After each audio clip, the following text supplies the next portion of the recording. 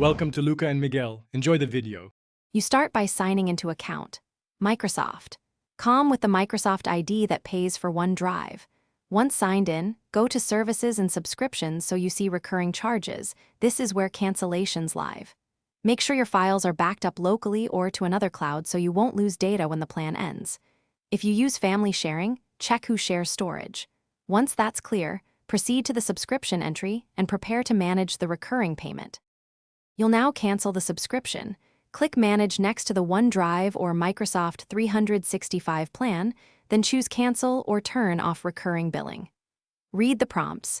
Microsoft offers options like pausing or stopping at period end. Choose Cancel and confirm each dialog so the system records it. After confirmation, expect an email receipt. Save it. Make sure to note the expiration date of your current paid access, so you know when storage limits resume and files may be at risk. Once canceled, check the Services page to confirm the status changed to canceled and that you received a confirmation message.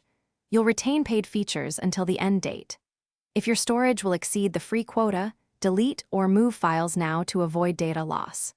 If billing still appears active or you keep getting charged, contact Microsoft support with the account email and payment info, request validation, and a refund if double charged. That single trouble.